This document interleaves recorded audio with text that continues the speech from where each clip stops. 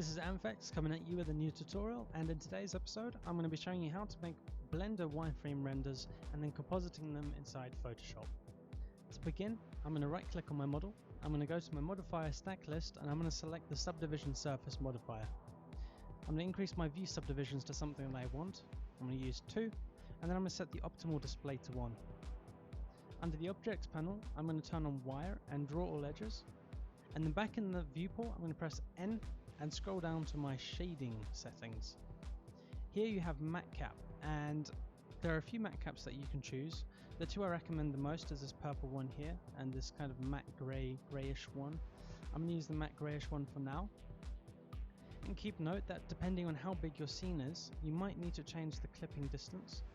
For example, if I set this really high, you can actually see that the wireframe almost is visible throughout the entire model. It almost makes the model look like it's transparent.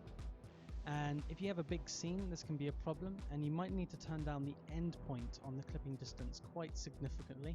I'm going to change it to 300 in my instance, and I'm going to turn the start to 0.02. Okay, that's looking good. And then I'm going to unselect everything, go to my render panel and increase the render resolution to 200%. The reason why is I'm going to actually downscale the image at the end so it's a little bit sharper. Up here at the top you have a render drop down menu and an OpenGL render image option. So what you want to do is click on that and you'll see it will make a render of the wireframe, and save it to the desktop. I want to call it something like scope, and then once that's done, go back to your 3D view, right click on the model, go to objects menu and turn off the wire, and this time render it again. Make sure you don't move the view. It's important that it's exactly the same as the wireframe render. Now save this image to the desktop. I'll just call it scope 2 for now. And then I'm going to open up Photoshop, select both the images, and I'm going to duplicate the clear version of the model to the other image.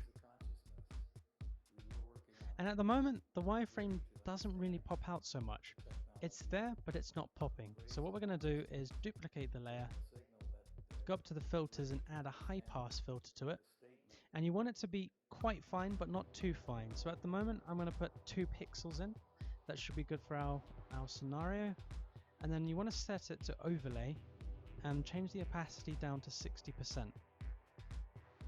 And you see now, if I turn it on and off, you see how it just kind of refines those edges and makes the lines a little sharper. Looking good. So now turning on the clear version of the model, we're going to add in a mask layer, then go to your gradient tool, and whatever direction your perspective is in, you want to draw the gradient. So I'm going to draw it in this direction. And you can see what we have here is a kind of fade in effect on the model. We're going to flatten the image now and downscale it to 1920 by 1080. And there you go. There is a simple, easy to read wireframe. So yeah, no excuses. Get out there and start making your wireframe shots. Hope you found this video useful. If you did, like and subscribe. Thank you and see you later.